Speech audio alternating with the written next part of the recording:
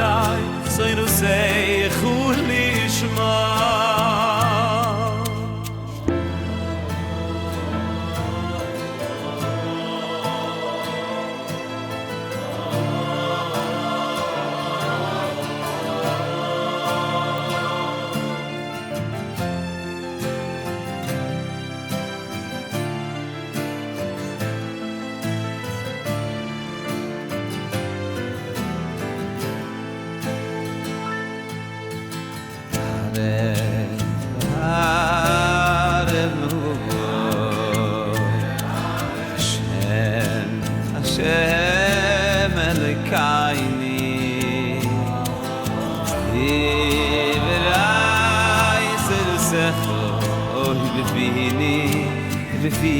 Is am vorbei siehst du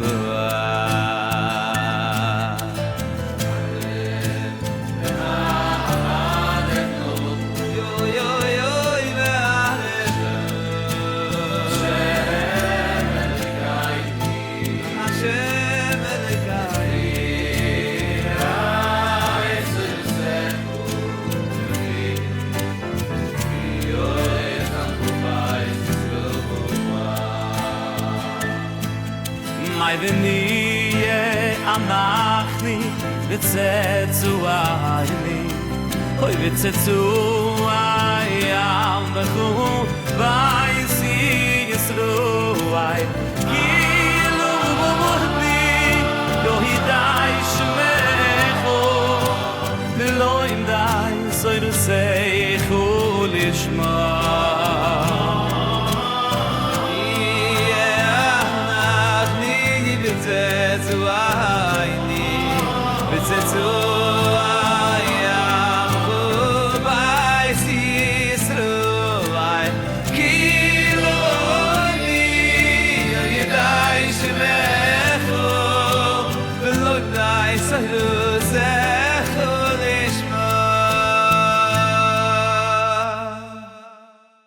Good Davach, everyone, and welcome back to Aguda Live. And we are live somewhere at the Aguda Convention, virtual Aguda Convention, first of its kind, hopefully last.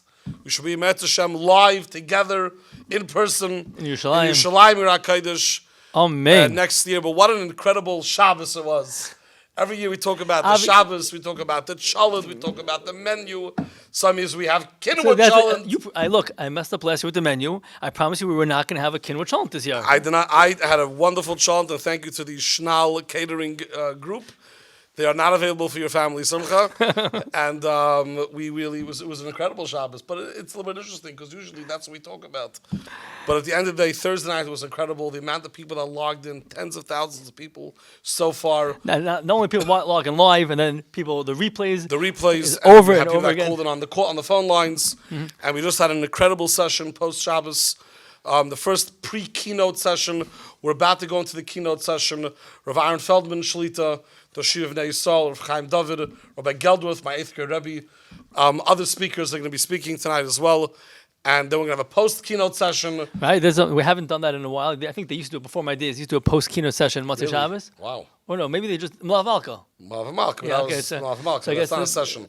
Okay. For some people, maybe it's a session. I guess so, you're right. But, post-keynote sessions will have also another highlight. That's just interesting. This year we can have a post-keynote because people are anyways at home having their Malav Malka. So now they can, they can join as they eat. Their Malav Malka, they'll to join us, hearing guidance, hadracha, chizik. We have a special session, a Q&A session on Askanas and government relations. This I'm very interested in hearing, you should know. I'm very much looking forward to hearing this. We put it at the end of the convention because there's two reasons. First of all, it's something to look forward to, but also there's going to be no time limit, so it'll just go. We don't have to. Oh, really? No session afterwards. So depending on how well the conversation is going and the questions that are coming in. And who's moderating that session? We have. It's already taken. I know it's taken. I'm here. But trust me, I know we've discussed that part already. He's rubbing it in. We didn't even introduce you yet. So how did you get on the show? Who are you? Oh God! We're being joined by Rabbi Naftali Miller. Thank you. The director of development of Agudas Yisrael. The man that keeps the lights on. Thank you. Keeps the engine rolling. Thank you very much. Wait. One second. We have a program over here. You interrupted it once, not doing it again. Listen, the godless of Naphtali is that he come in, he just creates Takes havoc, over. and he just takes takes over. It's over. amazing. But Wow. now, you know, I forgot we were up to. Oh wait, I'll tell you. I'll tell you. We're up to. Who was moderating that session? That's who we're up to. Rabbi Yechiel Kalish was my Oh, really? first boss at Agudah. Wow, mine too. Since then, I've outlived him and 3 other bosses. I brought in Naphtali to be my boss, and we're just, me and him, we're having a shul of a competition Yeah, now. that's working out. It's great. You know what I feel? I feel like now that I brought Naphtali in, I can now go. I love how he says that he brought you in. It's very nice. By the way, we are totally emptying out our dirty laundry right now for the whole world to see. By the way, this is incredible. Let's continue having this discussion. Wait, This is great. Naphtali has come over to Naphtali and I discussed this. We're Ruben Feinstein, and they appreciate the fact that I brought Naphtali into the Agudah. He came in, and now I can leave and retire Menuchas HaNefesh. And we'll have someone to keep the lights on. Yeah, exactly. I'm with you. Shai, it's been good to know you. Well, now that how many resignations in 1 week do you want? And he's trying to take over the show also. Now that I interrupted, I think we need to give a huge shout out to Shai. Yes. For running and putting Time out. together So, as we Hold on continue- one this second. convention and the amount of hours and the wonderful teams that he put together of putting this together and the video production and all the companies that put the tireless work into it. I think that they should get tremendous amount of credit. But I think Shai, the captain of the ship, the sleepless nights, the sleepless nights that he put into it, I think is huge. It's a good team in the Agudah, a good team that we brought in. Whether it was Stellar Productions, whether it was working with Torah Anytime, whether it was Yaakov Ginniger from Over the Top Strategy. We had Motzie Lando in the marketing, and also. Totally Alish helping out with the design and I hope you marketing. didn't forget anybody, by the way. I know, I'm trying to think. Really went through a detailed list. Well, this You year's better make sure you get everybody on that list. this year's a little different. Usually I have to also thank Michael Schick, but this year I didn't get any food there. But Nope, not this year. the team is amazing. The staff of Agudah puts it together. The Rabbanim, the Gedolim, the Askanim who come out and be a part of it. They give up of their time. They give it their energy, and it's not just coming out. Besides the hassle, it's preparing. It's discussing, thinking about the preparations. There's multiple calls with each of the groups so that they are prepared appropriately for the message, and it's really Agudas Yisrael, Klal Yisrael joining together. And we were worried at these times. We did not know what was going to be, and there was a big discussion internally. Yeah, convention, no convention, and Shai banged his head on the table and said, "No, we must have a convention, and we'll do it virtually if we have to." And you did it. You pulled a Shai. I'm looking forward to a Shabbos also. Yeah, but this was the first Shabbos I got actually to. slept? I didn't have to wake up for the Vasikim meeting early, right. and that was very good. My You family was have happy. nothing to complain about. The family was happy to see me for Shabbos this week, and also the turkey was very good. The turkey by Thursday night was very good. Well, we always have turkey by the convention also. Right. That's one of the staples. Robert Naphtali, Yes, how did you enjoy the convention this year? amazing. But I want to ask you a question, Avi. Oh boy, you said Tony, this is he's coming it. into your spot. My spice. I whenever I put up a video on my status of you, Oh, boy. the amount of feedback that I get is boy. like nothing else that I ever do. I'm sure it isn't. What is it like a day in Avi Schnell's life? What is You it? would have to come to Lakewood and check it out one day. But Wait, Baruch tell me, Hashem, hold on. I've been in 42 Broadway for a while now with Naphtali, and every time he's not there, he says, I'm in Lakewood with Ravi. So we got to figure this out. What's your life, Av? It's really amazing. That this past week we saw this video of with you and the governor, and Baruch Hashem. how the governor gave credit to you and what you did in Lakewood and in the state of New Jersey. I think that's such a tremendous kiddush Hashem.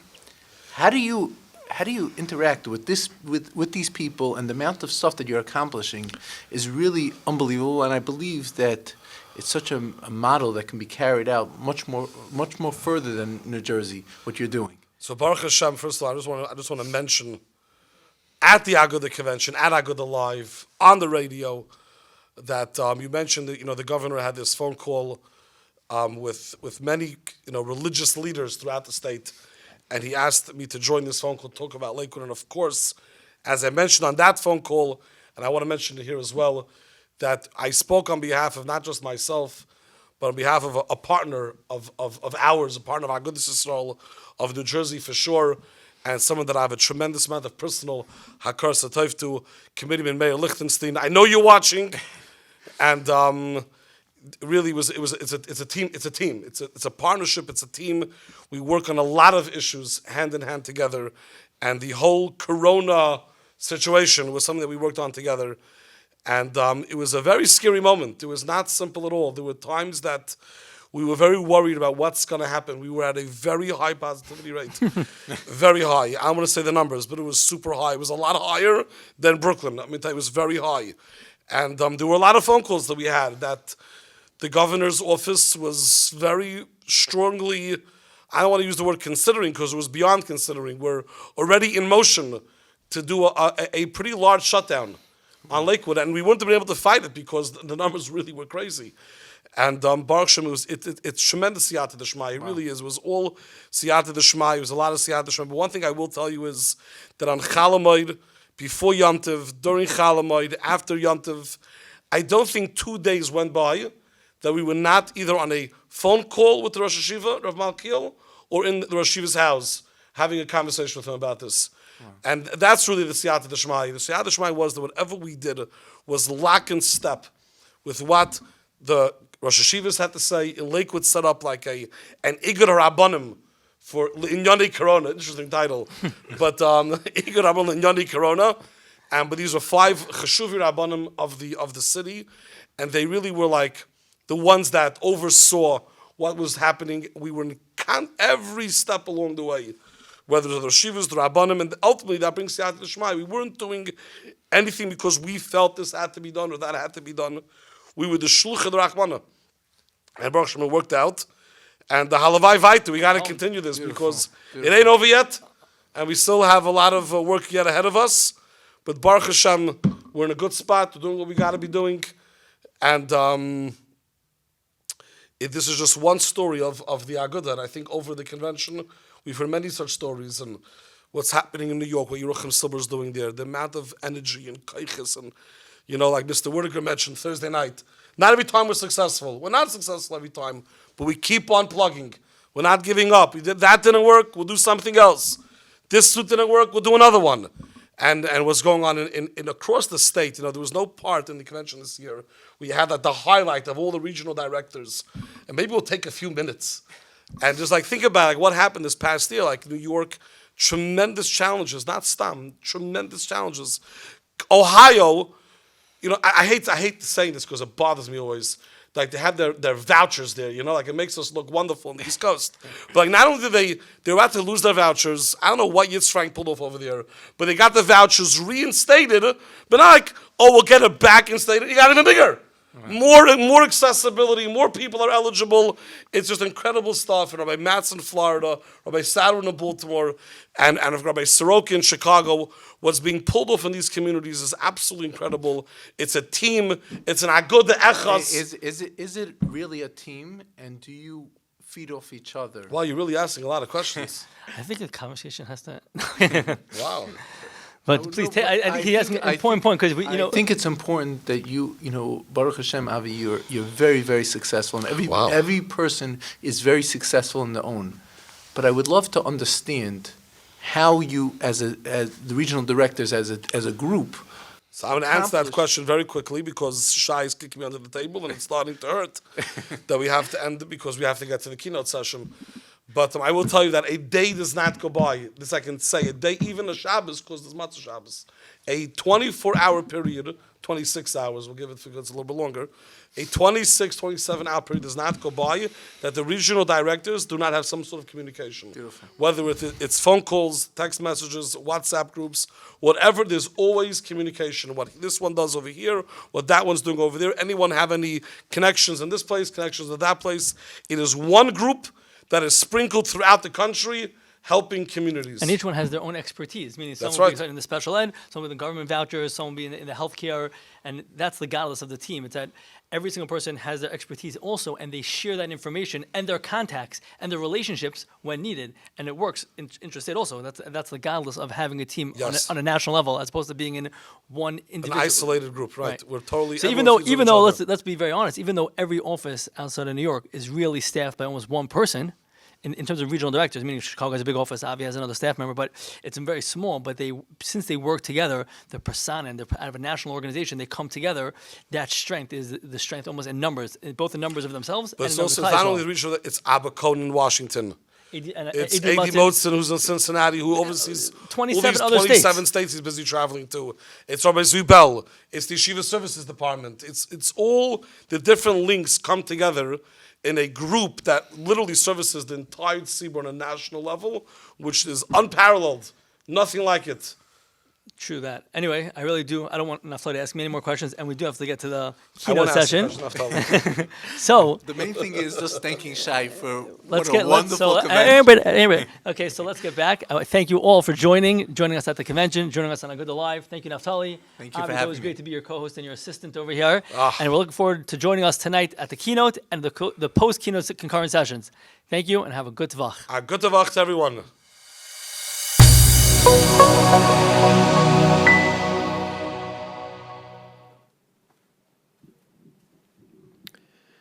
A good Vach and Bruchim Aboyim to the virtual Motzie Shabbos keynote session of the 98th Annual Aguda Convention. No one imagined last year in the packed ballroom in Stamford, Connecticut, that we would be joining together a year later with hundreds and thousands of miles of distance separating us from each other. That the stirring words of the Rosh Agudas Yisrael, the Novominsker Rebbe Zatzal, would be the last message we would hear from him at a convention podium. That Haggai and Harav David Feinstein Zatzal would no longer be here to grace the dais with his presence. Where hundreds of Achenu B'nai Yisrael would be grieving the loss of a loved one, that our shuls and yeshivas and Beis Yaakovs would have to fight to stay open. One day we're dancing hand in hand in a cold January afternoon, 100,000 Yidden celebrating Limud Torah at MetLife, and tens of thousands more around the world, and then all of a sudden, we are thrust into a reality where people will not even shake hands. So much has changed, and there's so much uncertainty in the world. And yet, in truth, for us, nothing has changed. Our reality has always been and continues to be clear. The Ribbono Shel Olam runs the world, and we must stop to notice. For so many, wearing a mask is nothing new. The only thing that has changed is where we wear it. Many have walked around for so long with the mask over their eyes, not seeing the Yad Hashem in everything, and now we have uncovered our eyes for a perfect view. If anything, the year 2020 has given us all 2020 vision. As a Klal Yisrael, we're not strangers to the idea of living in unprecedented times. That is what defines our existence throughout our long and bitter gullus. We have a roadmap that is tried and true and has never failed us. Sha'al abicha ve'yagedcha zekeinecha ve'yomgulach. Hagoyin Meirenu Harav Shach zecher tzadik livrocha spoke for the last time at the Psicha of the Panevish Yachei Kala in Tovshin and Daled, where he explained this pasuk that in order for us to build a future, we need to stay connected to our past. We should not be looking for new or modern ways or ideas, but rather reinforce and strengthen the long-standing Messiah and teachings of our past to secure the future. The reason is that the Dvar Hashem is nitzchi, constant and eternal, and our Chachamim are the ones that carry the lessons to our days. He explained that it is this emunah that has given the strength to Klal Yisrael to weather any storm we needed to confront. This fundamental lesson is the heartbeat of Agudas Yisrael. It is what defines our mission and purpose. In this week's parasha, the pasuk reads, "Vayikach me'avnei hamakoim vayosem mirash Esav." The Rashi famously explains that the stones began to argue with each other, and each proclaimed, "Allah yaniach tzadik roshai." Immediately, HaKadosh Baruch Hu joined them together and made them into one rock, as the pasuk later states, "Vayikach es ha'even asher sa mirash Esav," in singular. The Goyen Rab Chatzkel Abrahamsky Zecher Tzadik Livracha asked, why was it necessary for the Ribbono Shel Olam to make such a magnificent nace just for Yaakov Avinu alav Shalom to witness? More so, was this really necessary just to make shalom between the stones? Rabbi Abramsky Zatzal explains that the Medrash teaches that there were 3 stones corresponding to the 3 avos, and the Rishonim have taught that the 3 avos are the representation of the 3 amudim that the world exists upon. Avram Avinu alav Shalom is the pillar of Chesed. The pillar of Avodah is Yitzchak Avinu alav Shalom, and lastly, Yaakov Avinu alav Shalom is the pillar of Torah. Here, Yaakov Avinu alav Shalom felt that this awesome place, the Makom HaMikdash, excelled in these 3 areas of Torah, Avodah, and Gemilas Chasodim. Therefore, the 3 stones were placed under his head. Once he started to consider these amudim as the salvation of Klal Yisrael, they started to argue which is the central koyach. At this point, HaKadosh Baruch Hu joined them together, the three forces, and established that only when all three are observed and are central to Klal Yisrael can it bring a true salvation. Yaakov Avinu Alav Shalom took this stone and made it into a matzeva, to be an ois and a siman for all generations, that only such a place can be considered a base kale. Agudas Yisrael is the one organization that functions as the true pillars of Torah, Avodah, and Gemilas Chasodim, together and united. Torah, from promoting Daf Yomi through the Daf Yomi Commission, the many Shiurim and Yarchei Kala, Pirchim Mishnayos programs and activities, the many symposiums and Shabbos of Chizuk, and now the Kihem Chayenu initiative. Avodah, from the many Agudah shuls and camps that serve the spiritual needs of the community, the advocacy and work of the most dedicated servants of the Ribono Shel Olam and Klal Yisrael across the country that strive to be Mekadesh Shem Shamayim in all that they do. Gemilas Chasodim, Chaim Aruchim on call 24 hours a day to help and assist families in the most difficult situations. Benos programs to visit the elderly and mentor the younger children. Project Learn to help families with children with special needs. Project Cope and PCS. Emergency funds for communities affected by disasters and constituent services to help individuals with all sorts of problems. It is because Agudas Yisrael has ensured that the three pillars that sustain the world are strong and able to function together as one, that our tzaddikim, our Gedolei Yisrael, are able to place themselves upon this rock that is stable and firm to be able to lead and build a base kel in this world. From the times of the Chafetz Chaim and Rav Chaim Oizer, the Imrei Emes, to Rav Aaron Kotler and Rav Moshe Feinstein, Rav Yaakov Kamenetsky, Rav Ruderman, Rav Elia Svei, Rav Gift and the Bluzhever Rebbe, Rav Avram Chaim Levine, the Novominsker Rebbe, and Rav David Feinstein, Zechonim Tzadikim Levroche, to Yibor Lachaim Tovim, the current Moetzes Gedolei HaTorah Sheyichyu. Agudas Yisrael and Klal Yisrael have been led by the Einei Ha'eda, the defenders of our long and guarded Messiah. It is they that provide us with the path on how to conduct ourselves in this bitter and long golus. It is they that ensure we stay true to the roadmap of Shalavicha v'yagedcha zekenecha v'yomrulach, and not stray into a world of modernity and new ideas. It is this foundation that makes Agudas Yisrael unique. It is this foundation that makes Agudas Yisrael indispensable, and it is this that makes Agudas Yisrael the force that will herald in the Geula b'imheira b'yameinu. Throughout this Golus, we have had to constantly turn to Gedolei Yisrael to provide clarity and wisdom on dealing with some of the greatest threats and challenges that face our people. Our dar is no different. Baruch Hashem, the Rosh HaYeshiva, Harav Aaron Feldman Shlita, has been leading us and articulating in a powerful and clear way the Das Torah on some of the most complex issues that we have been confronting. It is an enormous kavod for me as a Talmid of Yeshivas Ner Yisrael and of the Rosh Yeshiva, Hagoyin Harav Feldman Shlita, to introduce the Rosh Yeshiva and Chaver Moetzes Gedolei HaTorah to give divrei chizuk v'hadracha to the tzibur.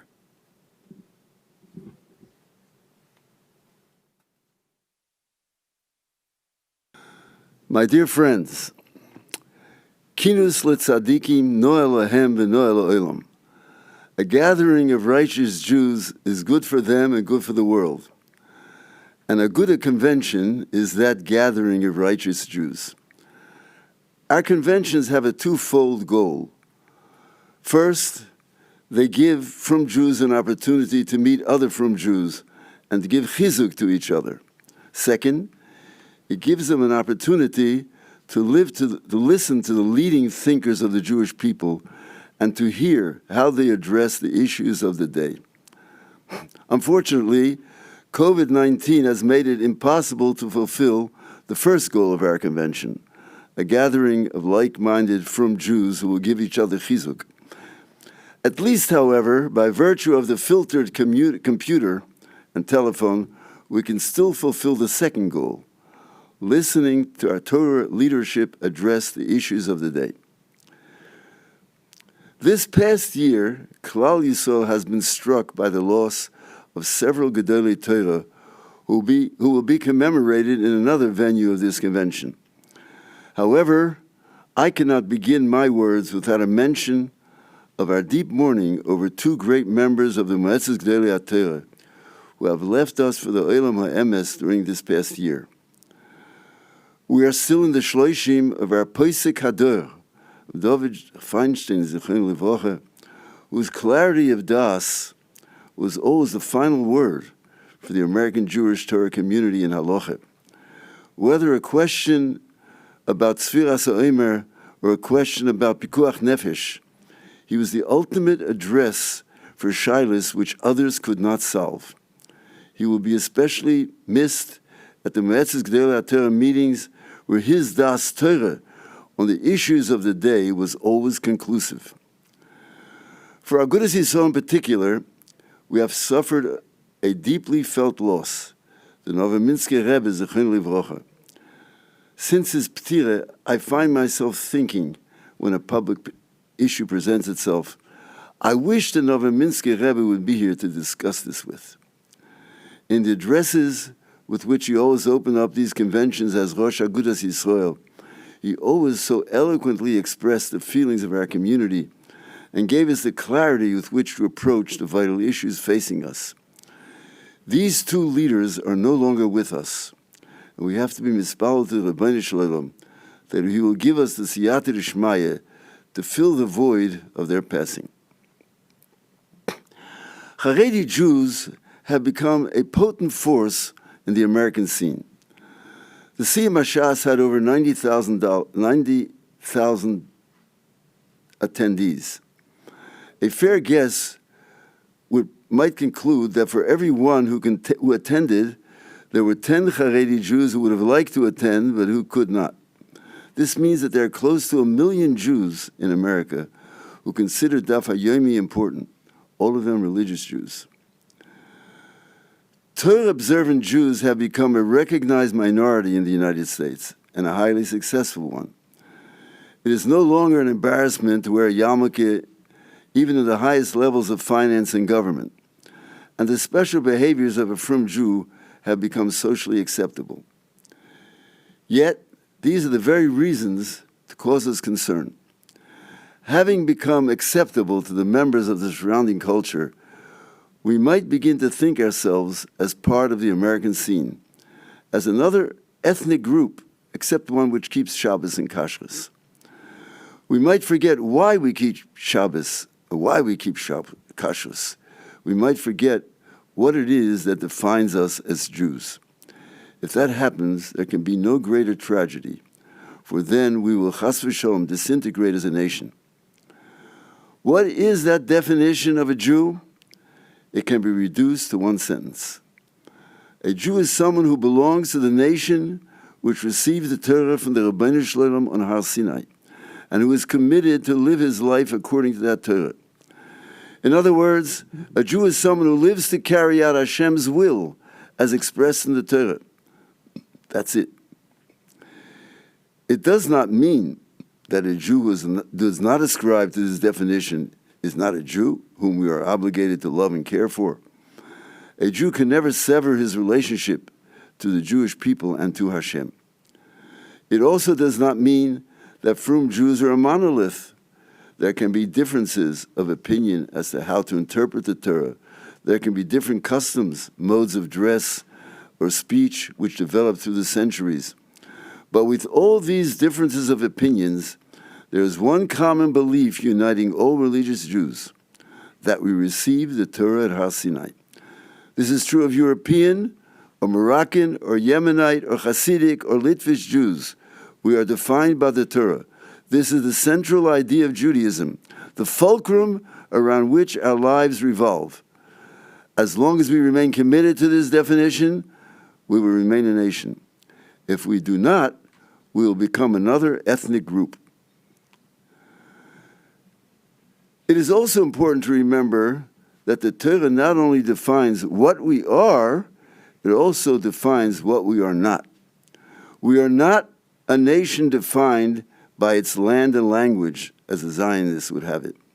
We are not a nation committed to human values apart from Torah, as the Reform would have it. Of course, there's nothing wrong with nationalism and human values, but they are not the defining essence of the Jewish people.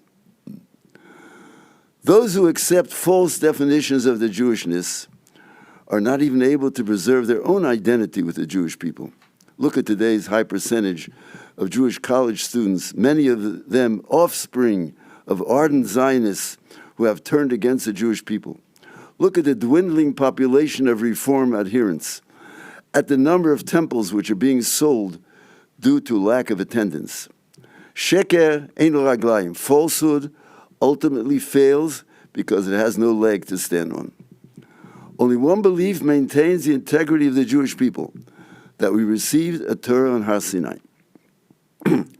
This is why, when Zionism was founded by Theodor Herzl over a century ago, virtually every world-class Gadol b'Yisrael opposed him.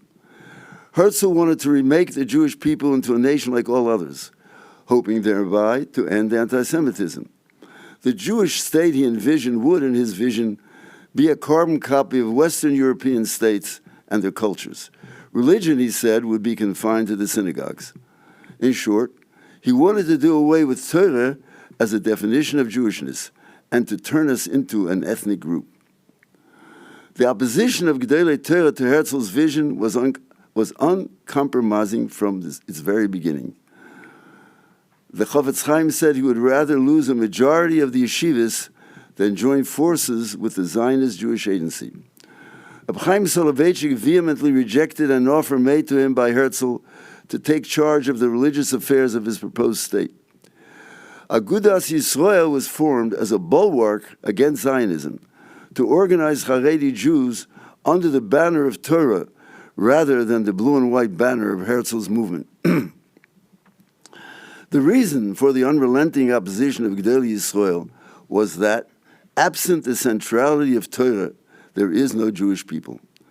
In other words, although Herzl was not aware of this, he was seeking to dismantle the Jewish people. The Gedolim therefore held that the rule, al tischab lo rosho, do not join an evildoer, applies to Zionism. We are not allowed to join their organization.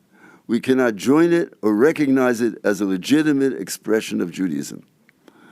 The position of Gedolei Yisrael since that time has never changed. Any definition of Jewishness which does not revolve solely around Hashem giving us a Torah at Sinai is fraudulent, and we must reject it.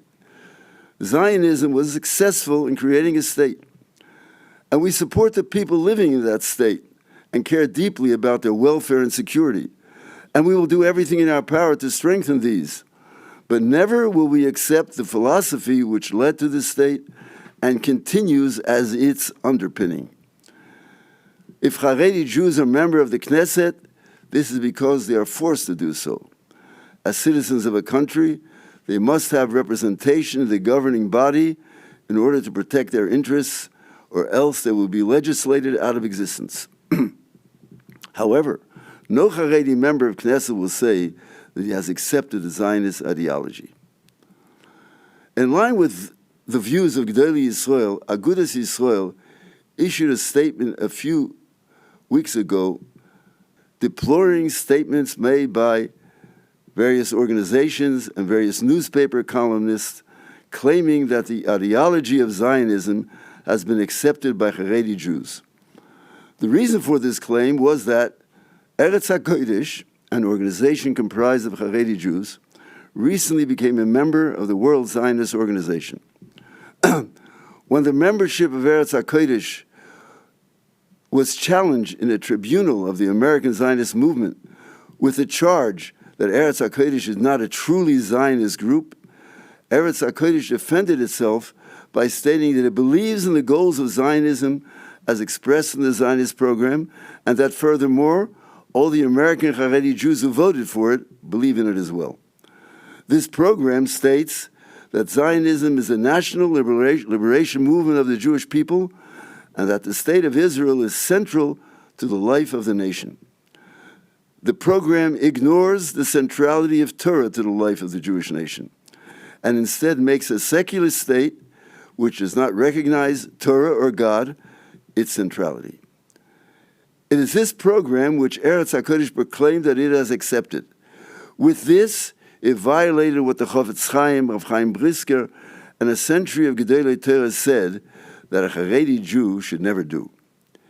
In addition, Eretz HaKodesh signed an agreement along with all Zionist reform and conservative movements in the World Zionist Organization, in which all signatories pledged a true partnership to advance our common goals on behalf of the Jewish people and its state, end of quote. Eretz HaKodesh has agreed to the allocation of funds which support the assimilationist and heretical goals of reform and conservative Judaism, as long as Eretz HaKodesh too receives its share of the allocation pie. By joining with the reform movement, it violates the stated position of the Gedolei Yisrael of America, issued 70 years ago, prohibiting any identification with and certainly acquiescence to reform movements. Eretz HaKodesh purports to have received permission from Gedolei Yisrael for its actions. I, and many others, do not believe this. Eretz HaKodesh has now made it possible for the Haredi public to believe that the old opposition of Gedolei Yisrael to joining and cooperating with Zionism has been somehow rendered null and void. It has made it possible for a Haredi public to believe that reform is a legitimate expression of Judaism. All of this stems from a failure for Eretz HaKodesh, by Eretz HaKodesh, to have defined for themselves what a Haredi Jew is. We are a nation dedicated to serving Hashem by keeping His Torah. If that definition would have been clear, it would have been impossible to label those who believe that Jews are a nation without Torah as partners. These movements are nothing less than imposters who have appropriated the name Jewish for their movements, and we cannot sit at the same table with them to address the problems of Jewry. When we lose our definition of who we are, we turn into an ethnic group and are threatening our survival as a nation. To be sure, Eretz HaKodesh hoped by joining the Zionists to garner funds for Jewish education and to fight the reform in Israel. However, it should be obvious that money is not a reason for compromising the foundational principles for which we stand. Had Eretz HaKodesh publicly refused to identify with the Zionist program and to legitimize the reform, it would have done much more for Judaism than the money it hoped to receive. Tonight we are communicating with each other by means of filtered computer and telephone. Pause a moment to think what has happened to us.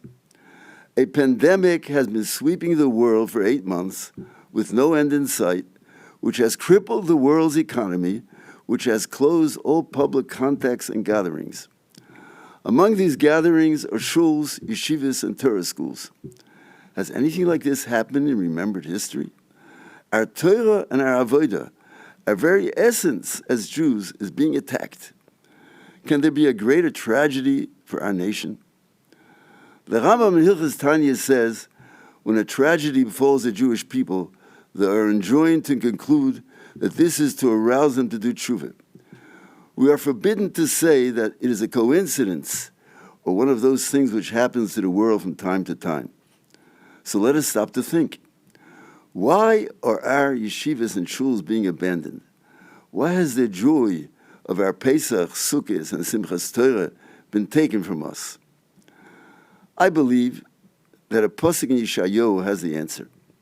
In Yeshayahu Choftes, Vayomer Hashem, Yan ki nigash ha'om hazeh befiv, ubisvosov kibduni, v'li berochak mimeni, v'ati yiroso moisi mitzvos anoshim melumodo, l'chein ani yosef l'hafli es ha'om hazeh hafli v'fele. V'ovda chochmas chachomov, ubinas nevoinov tistatov. In other words, because we do mitzvahs by rote, mitzvahs Hashem lumodo, Hashem will bring upon us a punishment which is hafli v'fele, a blow which we will not be able to define. An illness which medicine cannot define after 8 intensive months of research fits perfectly the description of hafli v'fele. And this punishment comes because we do mitzvahs by rote, because we live as Jews without defining for ourselves what that means. I believe that our shuls and yeshivas are being closed because of our mitzvahs anoshim lumodo. We daven without kavanah, we learn Torah but don't bother reviewing or internalizing what we learn. We keep Shabbos by eating and sleeping without enough Torah learning and not enough divrei Torah at our tables. and forgetting that Shabbos was given to us for spiritual rejuvenation. To a great extent, because we do mitzvahs by rote, we are a sort of ethnic group. Mitzvahs anoshim belumodo brings upon us the equivalent punishment of hafli v'filah. Refusing to define ourselves why we keep mitzvahs entails a punishment by an illness which cannot be defined. Let me end with a Devar Torah that brings home the idea we have been discussing, how remembering our definition of our Jewishness is necessary for the survival of the Jewish people.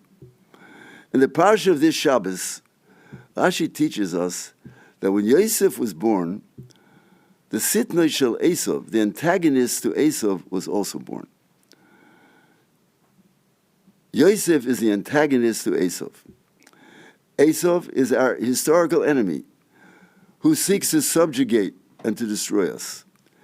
But the birth of Yosef instilled a force into the Jewish people which enables us to resist Esav and to survive the challenges of the ages until we reach the end of days. Rashi brings a pasuk. Voya beis Yaakov eish, uveis Yosef lahava, uveis Esav lekash. The house of Yaakov will be like a fire, the house of Yosef will be like a flame, and the house of Esav will be like straw.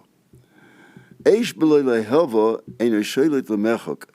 A fire without a flame does not affect objects far from the source of the fire. Similarly, Yosef gave the Jewish people the flame by which they could defeat Esav and by which they could carry on to the distant future until the end of days. What is that force which Yosef instilled? It is the power of remembering what it means to be a Jew. Yosef spent 13 years in Egypt in bondage. Yet at the end of those 13 years, he was still identified as a Na'ar Ivri, a Jewish youth. He hadn't lost his identity as a Jew, despite the fact that he was alone in Egypt and forlorn. When Yosef was tempted by the wife of Potiphar, he saw the image of his father before him and did not sin because he remembered who his father was. Yosef is the symbol of a Jew remembering his identity and reminding himself of his relationship with Hashem. That is why he is the Lahova, the flame of the Jewish people, reminding ourselves of our identity, of what defines us. This is the force with which Klal Yisrael will be able to survive among its ideological and physical enemies, the force which will merit us our arrival intact at the end of days. This is the power of remaining steadfast to our beliefs. Let us, in these times, strengthen ourselves in reminding ourselves who we are and who we are not.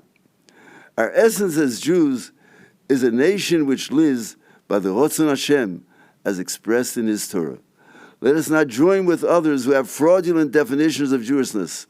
Let us perform mitzvahs based on this belief that we are serving Hashem and not that we are keeping ethnic customs. Let us forget any other goal in our lives but coming close to HaKadosh Baruch Hu through Torah and mitzvahs. And through all of this, may we remain a Jewish nation which will be Zeiche B'Korev to overcoming those ideologies and forces which keep mankind from recognizing there is a God in the Torah. And may we see the fulfillment of V'lo Moshim Ba'atzion, and then V'hoyo Hashem lemelech HaKol HaOretz, B'yemahu Yihyeh Hashem Echad U'Shmo Echad. May mankind recognize that there is one God and His name is one. Thank you.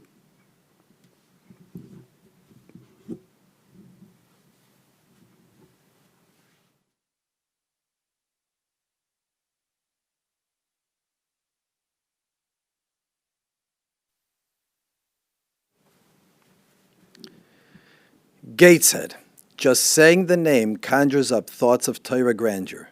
The great Mashgiach and Torah leader Hagoyin Harav Elio Dessler Zatzal established the famed Gateshead Kollel, but he understood that the only way Torah can be rebuilt and thrive in the future is by educating a new generation of young women who will appreciate true Torah greatness.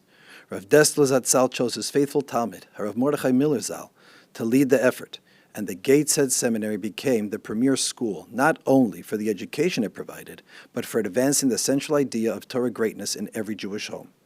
The mission and vision of the Gateshead Seminary has not wavered because of the leadership of the legendary Mechanech, Harav Todros Miller Shlita. It is a great kavod for us that Harav Miller took the time from his very busy schedule to address our convention this evening.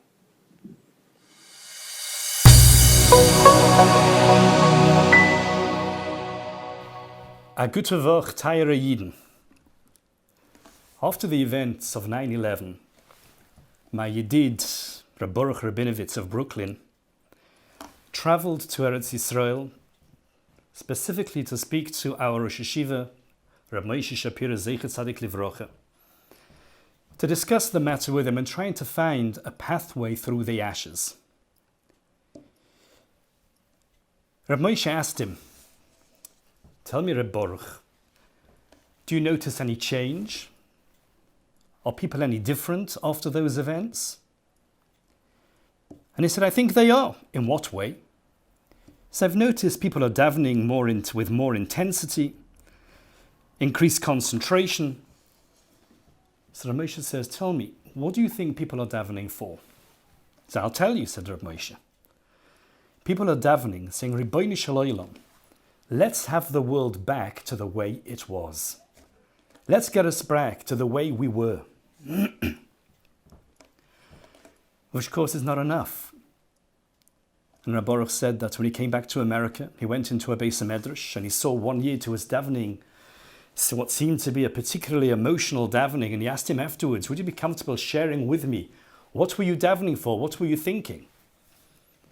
And he said, "I was davening Ribono shel olam, let us get back to the way things were." The pasuk says, HaKadosh Baruch Hu says to Yaakov Avinu, "Anoichi ered imcha mitzrayma v'anoichi a'alcha gam oloi." And on that the Separnoi says, on the words "v'anoichi a'alcha gam oloi" means Toisif ma'ale al mash hoyalacha koidem ridcha sham. You'll come out with milas which you didn't have previously. Because if not for that, what's Yitzias Mitzrayim all about? We were B'nai Chayrin before, and we're B'nai Chayrin later.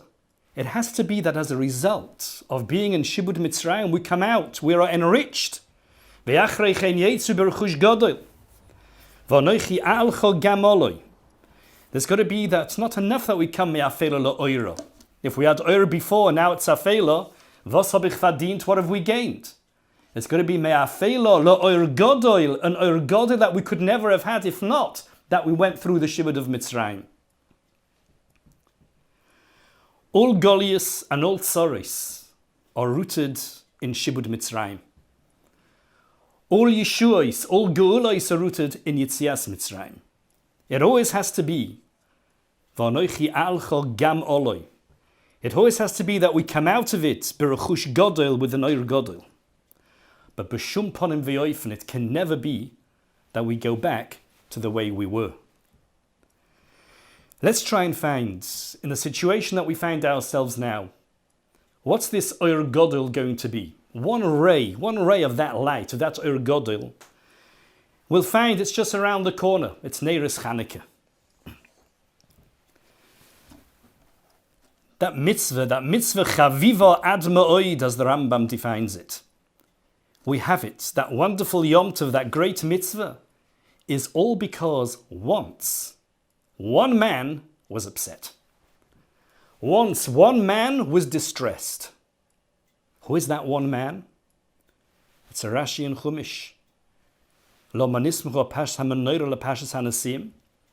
Because when Aaron HaKohen saw that he did not participate, he did not take part in the korbanos and the nadovos that the Nesiim brought for the inauguration of the Mishkan, Chol Shodaitoi Shlo Yehoyo Imohem B'Chanukah. Aaron HaKohen was distressed. He was said that he was not there. He wasn't part of it. He didn't contribute. HaKadosh Baruch Hu said to him, Chayecha, I promise you, Shelcha gedola mishalahem she'ato madlik umeitiv es haneiros. Your role will be greater than theirs, because you are going to prepare, you're going to light up the menorah. And the Ramban says, Why dafka the menorah? Aaron HaKohen has so many roles, which is more than anyone else. All the karbonos, ketayres, avodas yom kippurim, which is only kosher for him. Why dafka are we pointing out hadlokas menorah? And the Ramban says, all the other avodas in the Beis Hamikdash, when we come to the Churban, they cease to be, they are defunct. The only avodah which continues even into Churban, even into the Golus, that's the Hadlokas HaMenorah, because the Menorah in the Beis Hamikdash continues in our Neiros Chanukah, which explains why Tzadikim approached Hadlokas HaMenorah, Hadlokas Neiros Chanukah with such awe, with such trepidation, because they knew that this is an avodah which continues the Hadlokas Menorah in the Beis Hamikdash. And all this because one man was upset. One man was distressed. Chol shodaitoi shaloi hoyo imohem bechanukah. When we have the joy in performing a mitzvah, when we have a delight in learning a blat Gemara, when we have an emotion of a meaningful tefillah, all that demonstrates the chavivus we have for our Yiddishkeit, the dveikus we have with our Torah and mitzvahs. But there is something else which indicates, which demonstrates the chavivus that we have, the dveikus that we have, even more than that. And that is when we have distress, when we are upset, when we can't be Mekayim a mitzvah. If we are deprived of being able to be Mekayim a mitzvah, or I was unable to attend the shir, that's when that demonstrates much more how dovuk we are to Torah and to mitzvahs. When Rav Hutner Zechariah Livrocha was a bocher, he kept a diary. And the Mishpacha released certain entries into that diary after his petira. 2 lines, he writes, Esmoil loy kiyamti es shi'uri betanach. He had a kviyas every day to learn Tanakh. And he says, yesterday, I wasn't able to keep that kviyas. Mizeh noidali sha'al yad oineg limut haTanakh, that alongside the pleasure that I have in learning Tanakh, shoilit bitzar haloi limud. Not only do I have the delight when I do learn, but I can also have the distress, the tsar, when I don't learn. And he writes, V'zehu tzad yoiser chazak. And that says more. That tells me more about my dveikus to Tanakh, more the distress that I have when I couldn't learn than the joy that I have when I do learn. Tzoras Yovon, as the Bach in Siman Tov Reishayin writes, came as a result that there was a hisrashlus ba'avodah. That means we were learning Torah, doing mitzvahs, but without enthusiasm, without dveikus, without that feeling of chavivus to what we were doing. There was a hisrashlus, it was lethargic. To put that right, there had to be a tzoras yovon. What was tzoras yovon? Tzoras yovon, there was no danger to our lives. There was no threat of annihilation. Tzoras yovon was nothing more. And as the Rambam says, Lo heinichu oisam la'asoik b'Torah u'b'mitzvos. They wouldn't let us learn Torah and be Mekayim mitzvos. V'tzar li Yisrael ma'oid mipneihem. And that gave Yidden distress. That was the tikkun. The tzara itself, the fact that it was a tzara, just the fact that I'm unable to learn Torah, I'm unable to be Mekayim mitzvos, and that gives me distress. If beforehand there was a lack of chavivus, now we've come to the ultimate of chavivus. I can have a tsar in its absence. They tell a story. The Noam Elimelech, the Rebbe Reb Meilech, with his brother, the Rebbe Reb Zisha, were traveling and they stopped off in an inn. And whilst they were there was a robbery reported. The police were called in to investigate. And everyone pointed an accusing finger at those 2 tzaddikim that it must be them. And without any further ado, the police marched them off and threw them into the local prison with all the criminals and alcoholics. And there was a very unsanitary situation over there. The 2 tzaddikim are sitting in the corner in that prison cell. And Reb Zisha notices that Reb Melech is looking particularly distressed. And he says to him, Melech, what's the matter? You know very well that wherever a Yid finds himself is exactly where the Ribono Shel Olam wants him to be. So why are you so distressed? Gam ki elech begeit salmoves lo iraro ki ato imadi. So Reb Melech answers him and says, that's not why I'm distressed. It's not the fact that we're sitting in this prison. There was very unsanitary conditions. In the middle of the room there was a chamber pot, which was giving out not a very favourable odour. And Reb Melech said, we can't daven mincha like that. And that's why I'm so distressed, not to be able to daven mincha. So Reb Zisha says to him, Melech, when did we ever have the opportunity to be distressed over not davening a mincha? We've always had the joy in davening a mincha, but the distress in not davening a mincha, that we've never had. When Reb Zisha said that to Reb Melech, the sparkle returned to his eyes, colour returned to his cheeks, and he started singing a niggun. And the niggun developed, they got up and they danced. And as they danced, all the other inmates, all those criminals and alcoholics in the prison said, can we join in the dance? And they had a very interesting situation. You had a whole rikida around the prison. The centerpiece was that chamber pot. A prison warden comes storming in and says, what's going on over here? And again, they point an accusing finger at those two tzaddikim and says, they seem to have some ritual of dancing round chamber pots. And he says, oh, is that what it is?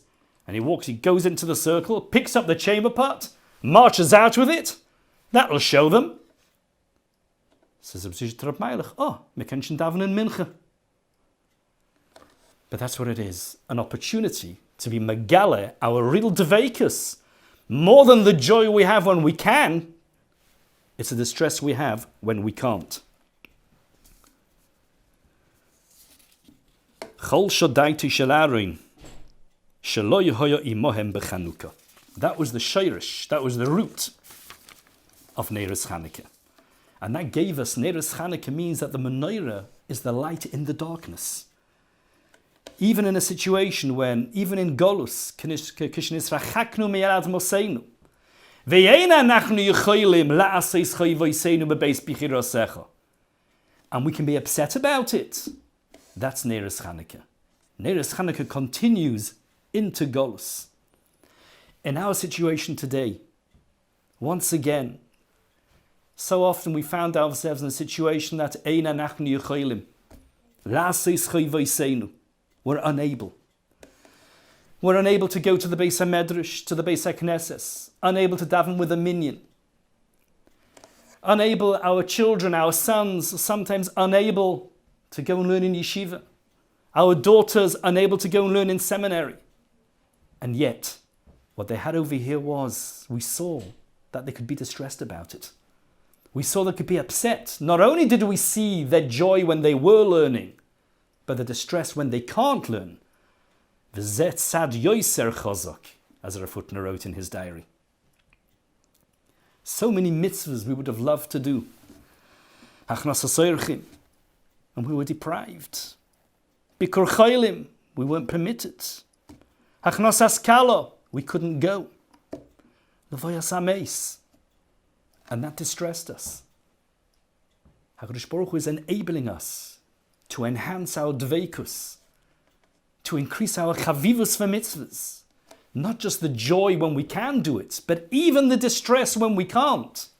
That is something so much greater. Chayecha shelcha gedoyla mishalachem. If chol shadaitoi shelcha gedoyla mishalachem.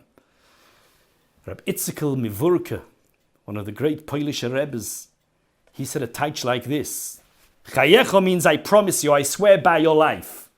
But he said, Ataich, Chayecha is geidich in Leben, Shelcha gedoyla mishalahem.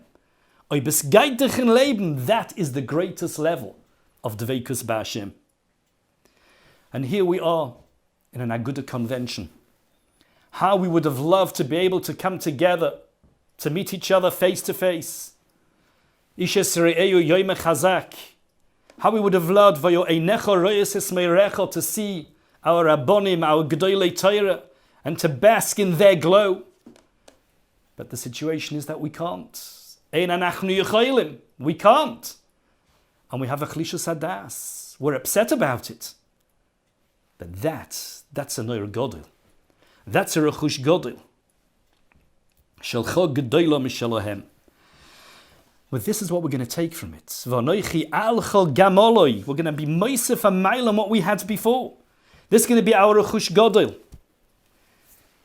This is the mitzvah nechaneke, mitzvah chavivo hi ad ma'oid. Because this is the mitzvah which results from a chol shodaitoi shloi hoyo imohem. The teitzah will be, the reward is, she'ato madlik u'meitiv es haneros. You'll be able to be madlik and meitiv neros, harogil bener, haven loy bonim tamidei chachomim. If we have that level of chavivus that we can be upset when we are deprived of doing a mitzvah, that fills our homes with the oyer of Torah, the chamimus of Torah, that guarantees shato madlik u'meitiv haneros, those neros are our children, our grandchildren, that will be zoicha to bonim uvnei vonim, oiskim b'Torah b'mitzvos, until we'll be zoicha to the ultimate rechush godol, the ultimate oyer godol, when oyer chodosh al tzion to'ir, v'niskech ulonu bimhera la'oyroi, agutavoch un al lechtige Chanukah.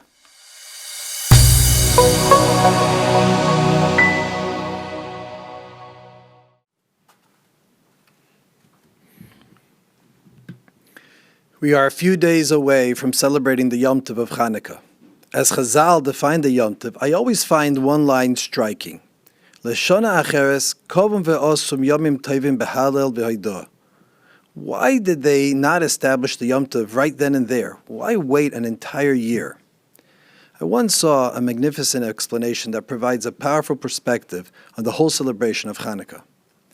The Jewish people had experienced many nisim, similar, if not greater than the ones of Chanukah. But no Yom Tov was established because the inspiration and chizuk that resulted did not last very long. It faded. Chanukah was different.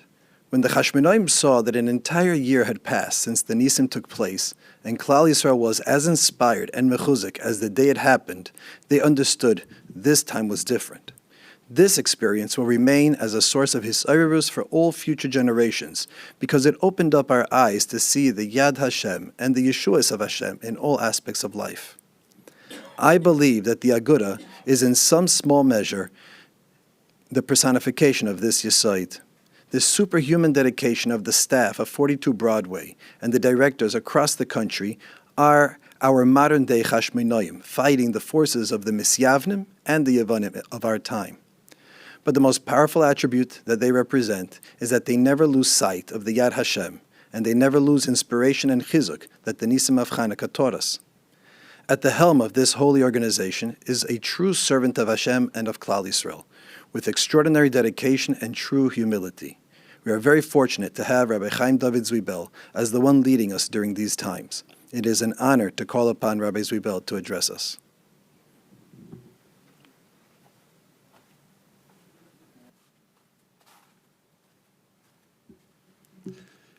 Yashikachachem, Rav Moshe, thank you for those very warm words.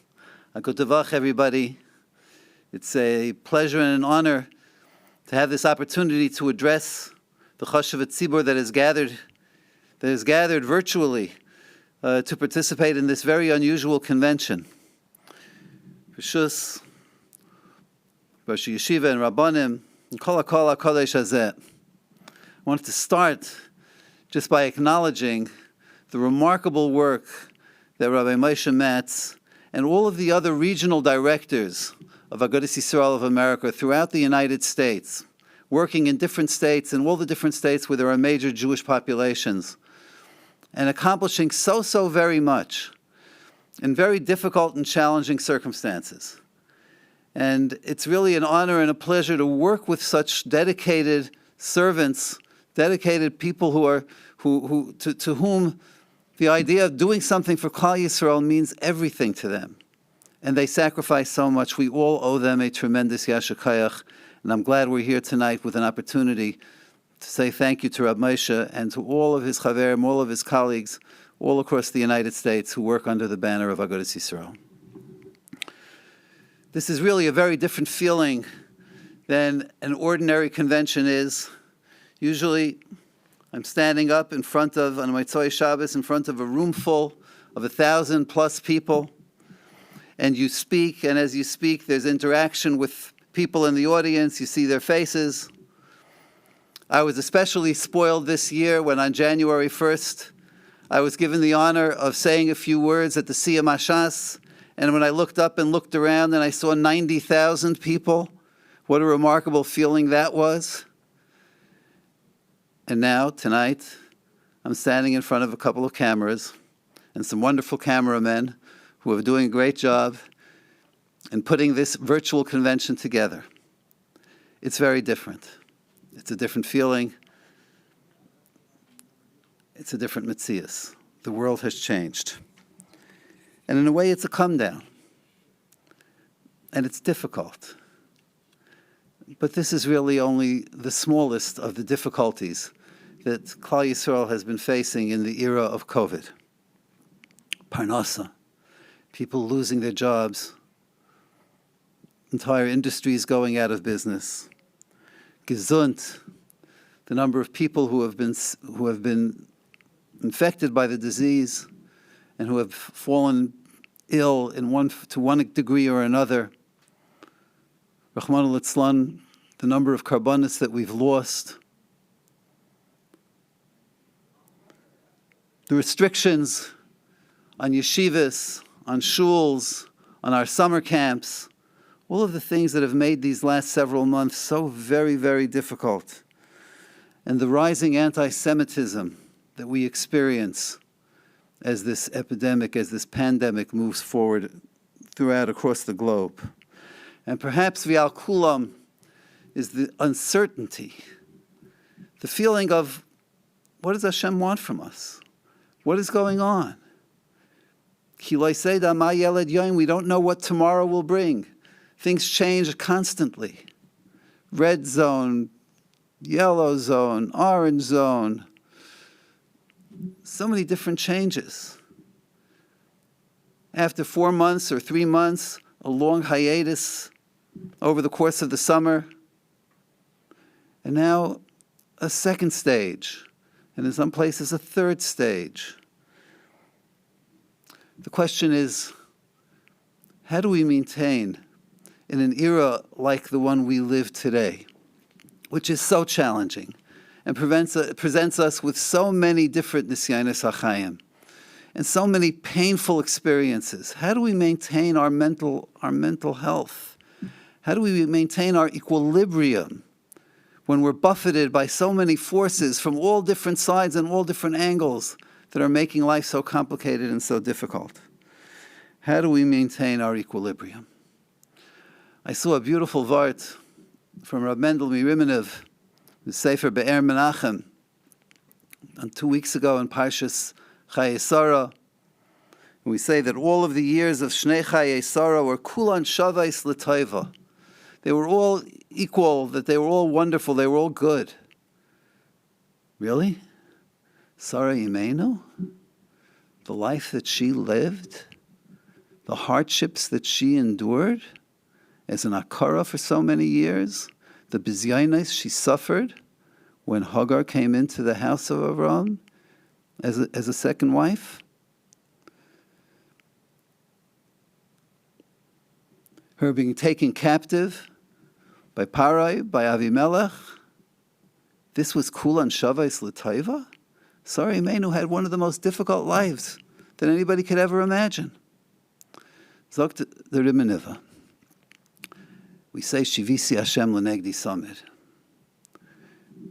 And what does that mean? Shivisi comes from the word Shava. Shava means equilibrium, balance. Things are steady.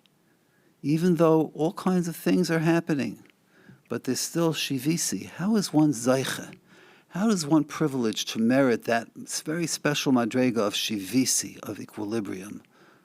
And the answer is Hashem L'Negdi Samid. A person who realizes that everything comes from HaKadosh Baruch Hu. HaKadosh Baruch Hu is there, and He's the one who's orchestrating everything. So if we know that, and we know that Kol Man Di'avid Rachmana L'Tavavid, everything that HaKadosh Baruch Hu does is for the good. So then, of course, Shivisi, you know how we're able to accept everything with equanimity and maintaining our equilibrium? By recognizing that Hashem L'Negdi Samid. And that's Pshat and Sarah Imenu. Kulan Shavais. They were all identical. Sarah was able to handle every situation with a steady, straight, ongoing path. Why? The Taiva, because she recognized that HaKadosh Baruch Hu was the one who was orchestrating everything.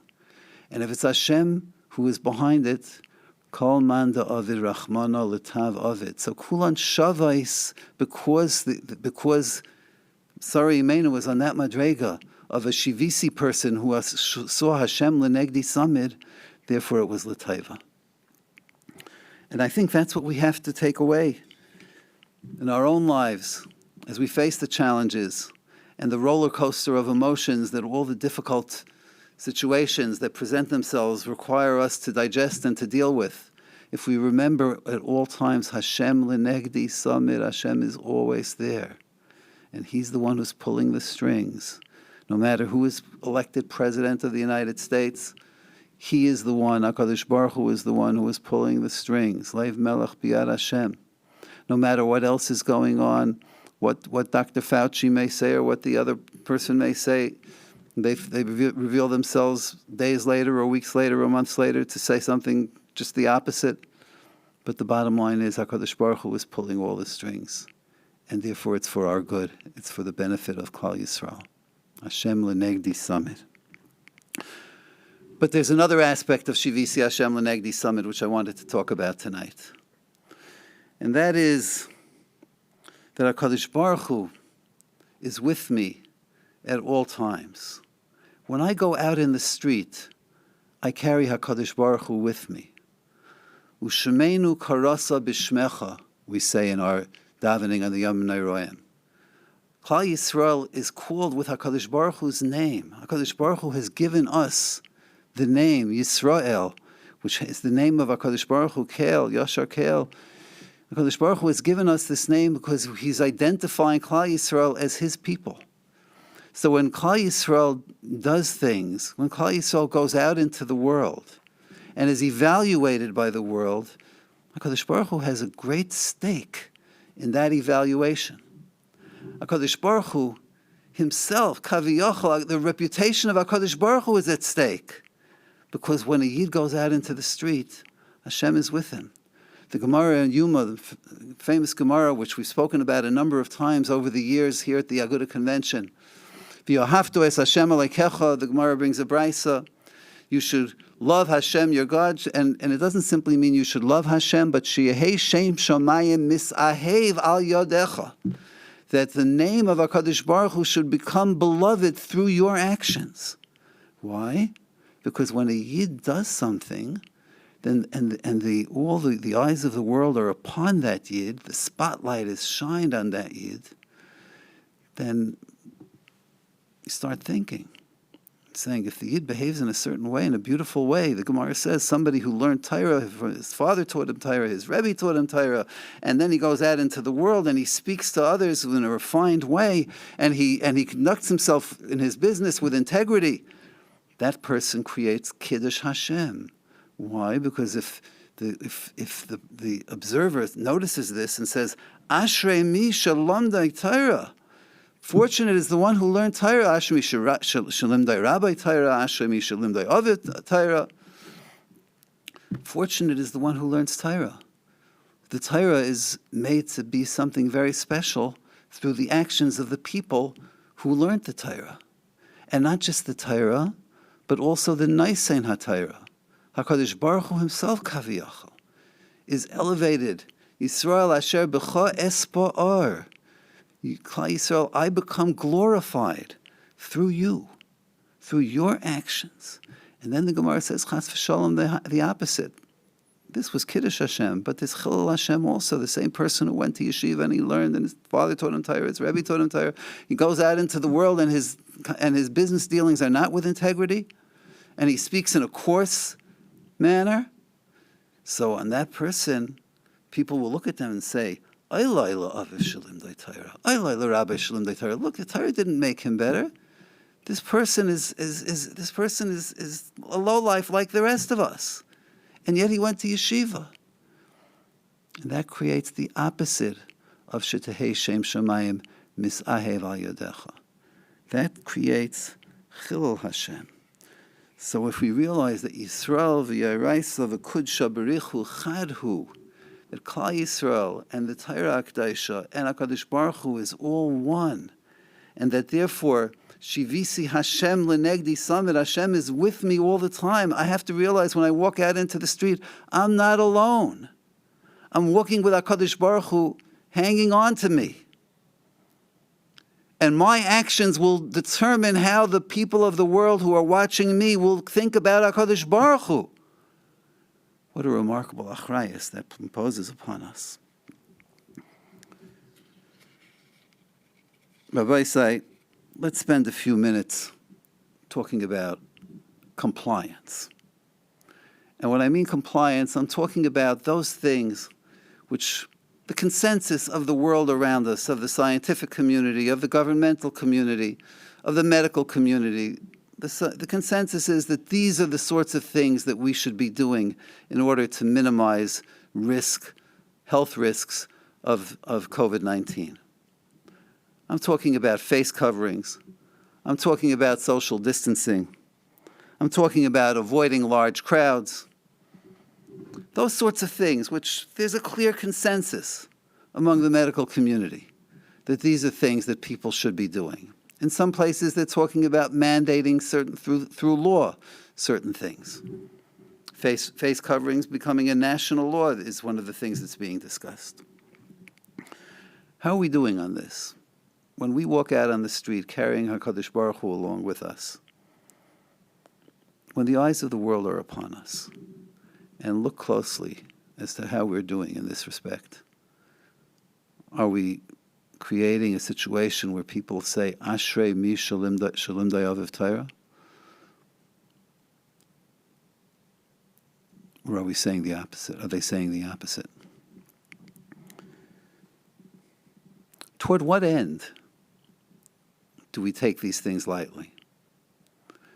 Mela, if we're talking about a decree of the government that requires us to shut down our yeshivas, our Mosdos HaTorah, or if we're speaking about a decree of government that puts a strict numeric limitation on the number of people who can come into a shul to daven, regardless of the size of the shul. Well, obviously, those are the sorts of things where we'd have to go to our Gedolei Yisrael and say, should we be fighting? We'd have to listen to what our medical experts are saying as to why there's a shutdown in these basic institutions of shuls, yeshivas, and so on. And we go to the Gedolei Yisrael, and then we could ask ourselves the question legitimately, is this something that should be resisted? How can it be resisted? What is the responsible way of doing it? In Agudas Yisrael, we've done so according to the hadracha of the Gedolei Yisrael, of the Moetzes Gedolei HaTorah, who have instructed us as to the types of steps we can and should take under those circumstances when what's at stake is so fundamental and central to our lives as Yidden, even to the point of authorizing us to start a federal litigation against Governor Cuomo of New York for some of the restrictions that he imposed upon shuls. So, yes, I'm not saying that we should be taking things lying down when that's what's at stake. But when what's at stake is the convenience, the comfort of not having to walk around with masks on our face, when the rest of society is walking around with masks on their faces, when we're talking about finding ways to tone down our simchas, to make sure that we try to avoid large gatherings. What's at stake there? Is it really worth creating a situation when we go out into the street that people will point at us, that the newspapers will write articles about us, that people will mock us and say that we don't care about our own health, we don't care about other people's health, we don't care about our children's health? Is it really worth it for that?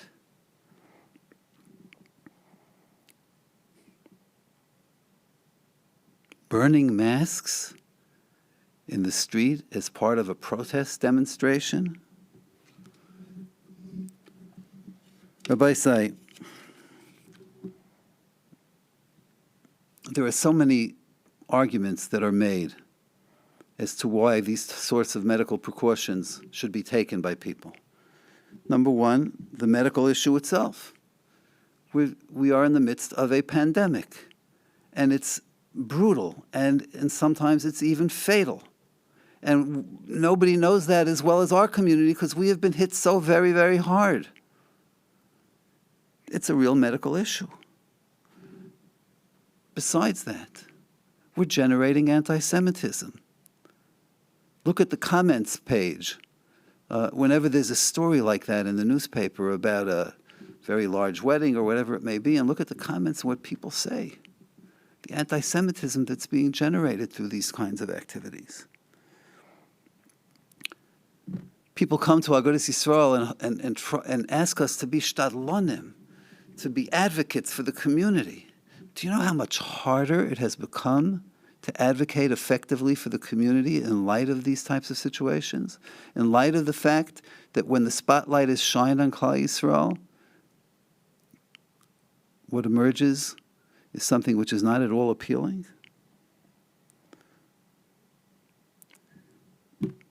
But most of all, perhaps, v'al kulam, the Chilul Hashem Shabbai. I don't mean to assign blame or to point fingers at any particular individual or any particular community. And it's also very possible that the Rabbanim who lead those communities, they have certain perspectives which, of course, have to be respected. So I don't mean to criticize or blame anybody. But I can't help but remind myself of the Gemara, famous Gemara in Perek HaNizaken that we learn on Tisha B'Av, the story of Kamtza Bar Kamtza, and how Bar Kamtza, as he was being escorted out of the party that Kamtza had called, he said that there are so many Rabbanim over here, and nobody is saying a word. And midashaski Rabbanan shma mina denichalahu. Since the Rabbanim are quiet about this, it must be that they think it's fine, there's no problem. And that's what caused him to start the process which led to the Churban Habayis.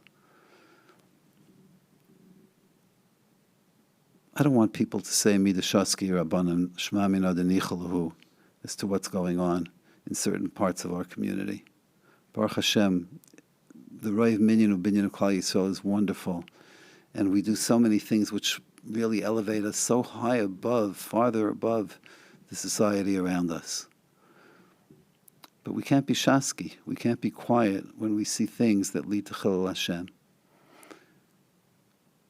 Rabbi say, it's not nichalahu. It is not nichalahu. May HaKadosh Baruch Hu give us the opportunity, Dafka Achshav, at a time like this, when the eyes of the world are trained so closely upon us, when we know that so much is at stake for ourselves and for HaKadosh Baruch Hu, who has invested His name in us. So much is at stake. Rabbi say, Dafka Achshav, let's concentrate and do the things that show Kiddush Hashem, not the opposite, Chas v'Shalom. Let's remember that our mandate is Yisrael Achsher B'cha Espa'ar.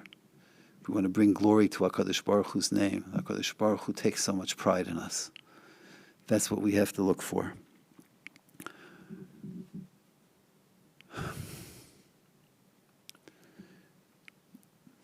One of the terrible losses we suffered this year, as we heard several times over the course of this convention, was the loss of the Novominsker Rebbe, Zecher Tzadik V'Kodesh L'Vracha.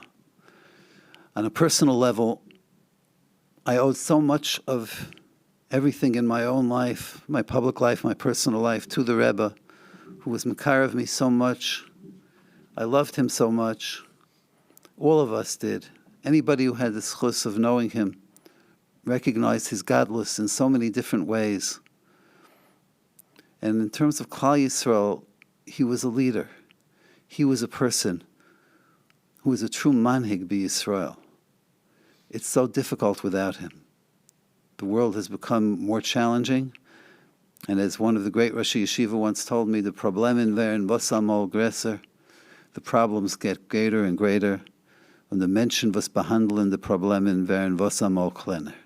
The people who have to deal with these problems are becoming smaller and smaller. The Novominsker Rebbe was a giant. To do proper zikaron for him, and how he elevated us, and how he created us, he helped elevate us to the point where we were in fact a Klal Yisrael Asher B'cha Esbar, that the Rebbeinu Shalom was glorified through those actions. His own words are the ones which are most meaningful to us at this particularly sensitive moment in history. And I think that it will be a special privilege for us tonight to hear the Novominsker Rebbe in his own words speak to us. Agut Tavach, and thank you very much.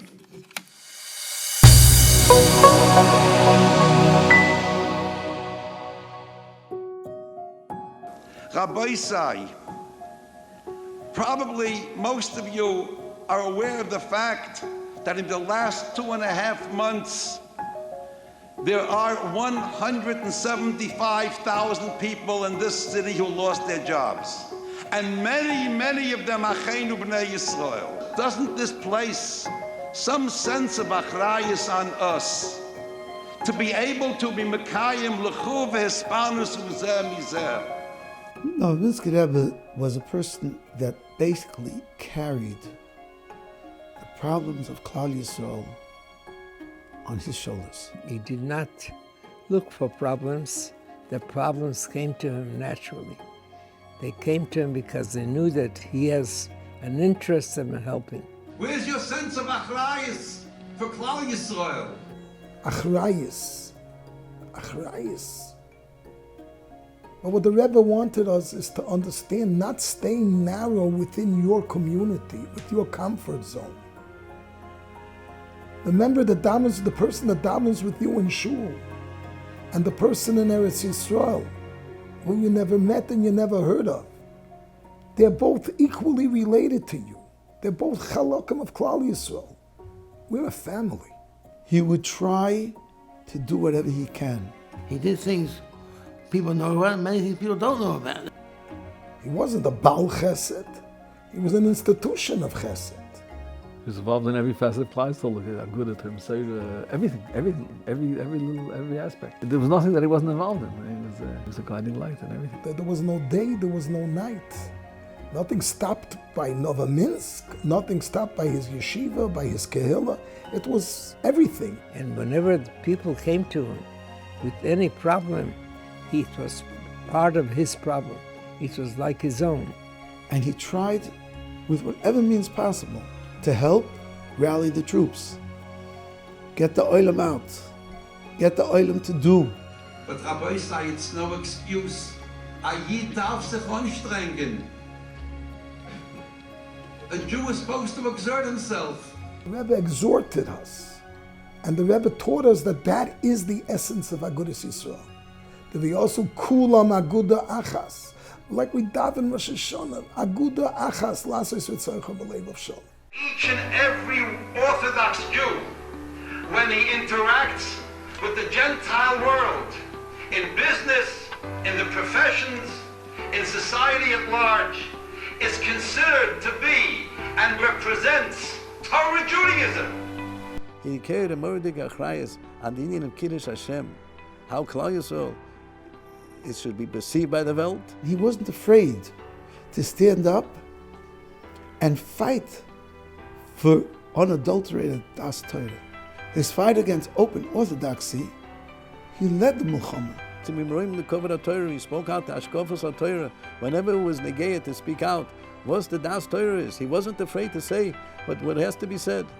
To the reformist and the semi-reformist camps, we say unequivocally, our kind of Judaism, halachic Judaism, Orthodox Judaism, has kept our people alive 2,000 years.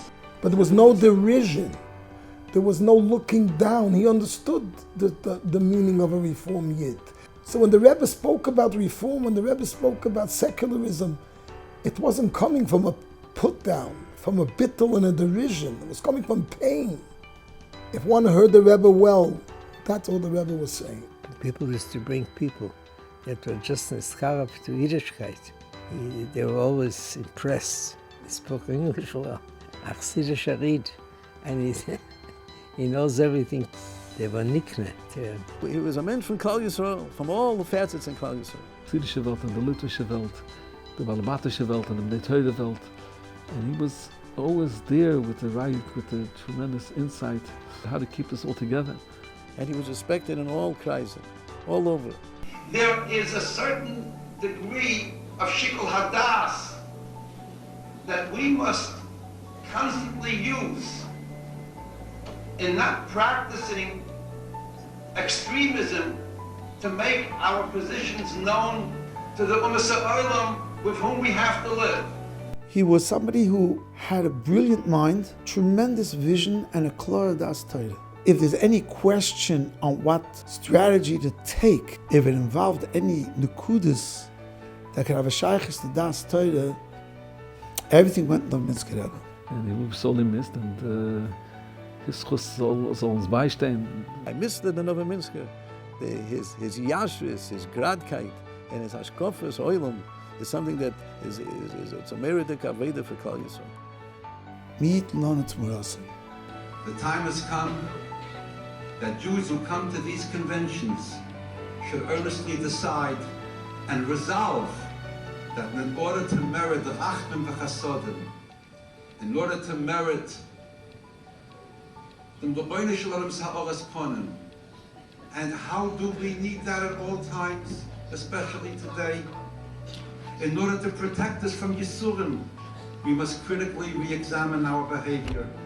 We must correct our shortcomings, refine our standards, uplift our lives, and then we'll have the right to confidently rejoice and sing Omar Hashem Yankov Al Tira Avdiya.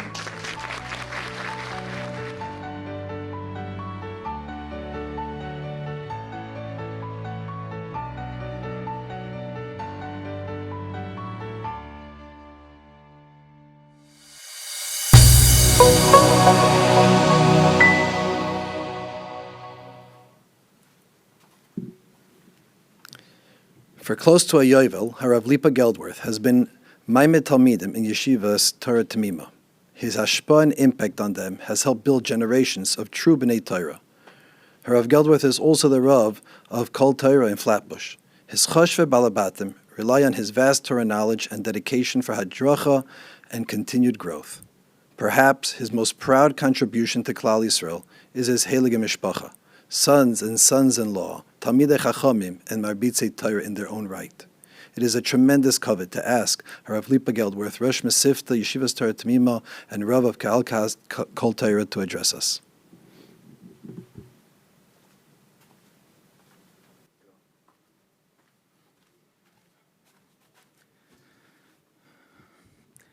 A good Tavach, Meirav Rabbi say. We just finished Havdalah. We just made a Boirei Ma'orei Ha'esh. We just said Hamavdal Ben Kodesh L'Chayil, Ben Or L'Choshech, Ben Yisrael L'Amim. When we look into the lights, the Ner, Havdalah, we see something fascinating. They're different colors. There's a bit of orange, there's a bit of blue, there's a bit of white. They're different colors. And the Vilna Gaon says in the El Yerabah that that's the taich of Ma'orei Ha'esh. Different lights, different colors. And we paskin like Beis Hillel. So we make the bracha Boirei Ma'orei Ha'esh. However, Beis Shammai held that you make Bara Ma Ha'esh. And the Gemara says that they really are arguing about only one point. And the Vilna Gaon tries to explain to us why it's only one point, because apparently it's two. Beis Shammai is talking Bara B'Loshen Avar in the past. Beis Hillel is talking Boirei B'Loshen Hoive in the present. Beis Shammai says Ma'ar, one light. Beis Hillel says Ma'orei, many lights. How could it be only one machlokes? And the Vilna Gaon says it is. Because Beis Shammai is talking about the original, the source of light that Adam Rishon had discovered better than created on Motzei Shabbos. And we are talking about the ma'oros that we have now created on our Motzei Shabbos. I'm thinking that our ma'orei ha'esh are all in its different colors and gavonim, as the Goyen says, all come from that same maha ha'esh of Adam Rishon. They all come from the original ma'ar. Tonight's session, Klal Yisrael, sitting together, unfortunately in a virtual manner, but nonetheless together, they are ma'orei ha'esh. Different lights, different colors, different neschayos, different backgrounds. But there's one ultimate background that we all come from, and that's the ultimate background of Ma'ah Ha'esh. Ma'arav Rabbeisai, Ama Hashem liYaakov al tira avdi Yaakov.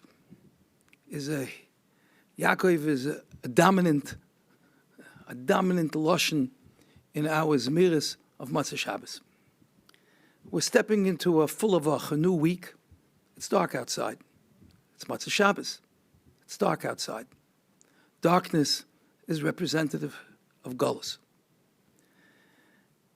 Yaakov Avinu says the Meshech Chachma is our key, if you will, almost our passport in Golus, so that we survive and can make it home. Says the Meshech Chachma that of all the avos, the appearance that HaKadosh Baruch Hu Vayomer Elikim, that HaKadosh Baruch Hu addressed Yaakov Avinu b'maros halayla. It doesn't say such a lashon, not by Avram and not by Yitzchak. And the reason is because Yaakov is about to embark on Golus. He's about to go down to Mitzrayim. And Maisa of Siman Labanim, we're supposed to take our clues of how to survive in Golus from Yaakov Avinu. Yaakov Avinu is the one who is Misakein Arvis. Yaakov Avinu, the Vayavasa Yaakov Levadoi, and the Vayavik Ish Imoi Ad Alois HaShacha, which is the Shach of Geula. Yaakov Avinu is who we are to look to know how to survive in a dark Golus. Says the Meshech Chachma, that just like Yecheskel HaNavi was able to say, to experience Nevuah in Chutz La'aretz, even though that's not the site where it's supposed to happen, but only because, as the Gemara says in Ma'it Katan, because he already had Nevuah in Eretz Yisrael, so he's a Hemshech. Yaakov Avinu Arvis is the Hemshech of the Karban Tamid Shel Bein HaAbayim. So Memela, since it started at the date, in the daytime, it could be Nimshach, the equal of the Evarim Pedarim, can be, the Hakrava could be at night as well, because that which began by day can end and continue and endure during the night. That's the side of Yaakov Avinu. He says, therefore, in an Eis Tzara we say, Yancha Hashem b'yom tzara yisagevcha Hashem Elekei Yaakov, because the Av of the Avos who will take us through our tzaras is Yaakov Avinu. Meir Rabbeisai, emunascha b'leilos, but it's Laila. Laila is dark. The Mesilas Yesharim already tells us, Zeh ha'olam hazeh shedoime lelayla, he's asking a pasuk. V'goyrim lo ishtei ta'uyos. There are two mistakes that people could make in the cheshchas halayla. One is abject darkness. Darkness, where you see nothing, it's pitch black. You don't see, you trip over that which you missed. And then there's something that could be even more dangerous, put us at greater peril. And that is when something in the dimness, It's not totally dark, it's not pitch black, but it's dim enough to obscure. It's murky. And that leaves room for distortion, for misunderstanding, misrepresentations. There's perhaps one that we should address, and that's how we see ourselves in Golus. How do we see ourselves in this night time? And Klal Yisrael, as part of the rest of the world, is experiencing a Golus, Toich Golus. We're Goyla into our homes in certain ways, not fully for many Kehillas in their shuls and yeshivas on and off. Our parnassus, our lives, have a Golus b'toich Golus. Let's try to understand how we're supposed to view ourselves in Golus. I once heard from Agoin Rav Moshe Shapiro Zechat Tzadik Levracha, the medrash that's brought, the Kelis Rabbah, that's brought at the beginning of Sha'ar Tshuva, says, Mashal lekatsha listim shechavsham hamelech bebeis asurim. There's a group, there's a gang of bandits. They're incarcerated in prison. V'chatru machteres, and they tunneled underneath the walls of the prison to come free. And they all go free, except for one. And the warden stands over this one and says to him, Ksheyoim, haloya machteres chatura lefanecha. You had a path. You had a way of salvation to save yourself. Ve'eich loy maharta himolet al nafshecha. How didn't you rush to save your life? And the mashal that the Sha'ar Tshuva Rabbeinu Yaina is giving us is a mashal for tshuva. How did you miss the opportunity? But let's not talk about the nimshal for now. Let's talk about the mashal.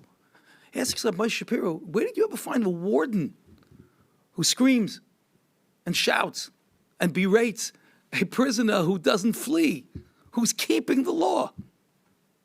So he says the pshat in the Medrash and in the Rabbeinu Yaina is a little different. The pshat is, why would someone not flee from a prison?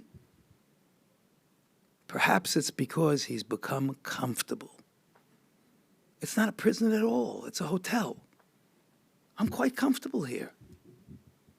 As a matter of fact, I'm demanding to be in my prison. I would like to have all the rights of the citizens that are outside the prison walls. I'd like to have what one can phrase as a Jeffersonian gullus, with all the democratic rights of everyone else, not mindful of the fact that you're in gullus for a reason. And you have a mission here. And that mission is to never, never forget and be cognizant of the fact that you're in gullus. My father, Zechain Levracha, used to quote Rab Shlomo Kluger discussing the emancipation in Europe in the 19th century and called it Gzeres or Emancipatio, because sometimes we forget who we are and where we are.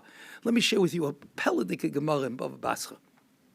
The Gemara says, among the Sugi of Rabba Barachana, Zimna Choda have a Kazlina Basfinta. One time we were traveling on a boat. B'chazina and Hahu Kavra. We saw a great fish, the Yasvala Chalsa Agabe, that they had mounds of earth piled up on it, as if it was a place to settle. V'kodach agmai loye. It even had flora and greenery. It looked like an oasis. Savrinon yabeshtehi. We thought it was dry land. V'salkinon. And we deplaned. We got off the boat. V'afinon ubashlinon agabe. We settled there for a while and we cooked and we baked and we cooked, and we felt very comfortable. But v'chat cham gabe, once it became quite hot on the back of the fish, is hapach. He did a somersault. He turned over, and he destroyed what we thought was a settlement. And suddenly we realized we're not on a yabeshta. We're not on a yabeshta. We're on a kavra. We're on a fish. Ends the Gemara v'ilav dehava mekarva sfinta. Had there not been close by a ship to bring us to our safety, havitavinon, we would have drowned. What are the Chazal telling us? There's sometimes that we think that we're settling down comfortably. We think that this is the place here to stay. And Golus has taught us that whatever you thought was a Yabeshta, the famous Meshech Chachma and Pashas B'chukaisai, can turn into very quickly that the Yabeshta is indeed a Kavra, and you've deluded yourself. How do you stay alive? How do you survive? The Sfina that brought you there. The Sfina, which represents Torah, mitzvahs, our heritage, where we come from. The Meshech Chachma reminding us that as we embark, into Golus, remember where you come from. Remember the Yom, so that you could survive the Laila. Our responses, sometimes in deluding ourselves of who we are and what our mission and role is in Golus, creates all sorts of problems. Rabbi Chanan brings B'Shem, the Chavetz Chaim, that the taich of that extraordinary Chazal at the end of Masechta Soita, that be'ikvus of the Mashiach pnei hador k'pnei hakelev, that the countenance of the generation will be similar to the countenance of a dog. This is a shver lashon. What does it mean? So he brings up Pshat from Rabbi Yisrael, and then he brings up Pshat from the Chavetz Chaim. The Chavetz Chaim says that if you throw a pebble, a rock, in the snout of a dog, and the dog gets all upset, the dog is going to grovel and then grapple with the rock. It's myopic, the dog. It's short-sighted. It doesn't see that somebody 20 feet away threw the rock. It can't appreciate that. The connection is lost. Your problem is not the rock. Your problem is who threw it. Pnei hadog, pnei hakelev. We'll react that way. Rabbi Chanan also says in another place, on the pasuk Hilokcha kiflayim b'chol chatoseha, how is it that Klal Yisrael gets a double portion sometimes of tzaras, while the population around us gets its share, so to say? And the Chavetz Chaim says, Rabbi Chanan says, there's a medrash that says that tzaras was sent to the Umais so that the Umais ha'olam shouldn't taunt us and call us an Ummah shel Mitzrayim. So HaKadosh Baruch Hu camouflaged our ruchni's dika affliction so that it should look like it's a medical condition amongst the rest of the world, so that we shouldn't be pariahs in the world. But in fact, we should hear the message. But when we don't hear the message, then we get a double portion. And that double portion is kilokcha keflayim b'chol chatoiseha. Ostensibly, it wouldn't be fair to get a double punishment for one aveira. But the teretz is, you didn't hear, you didn't see. You said, v'halachta mimi bekeri. So memela, there has to be b'keflayim. And says Rabbi Chanan, and that's the taich why we need double nechama of nachmu, nachmu, ami. Meirav Rabbi say,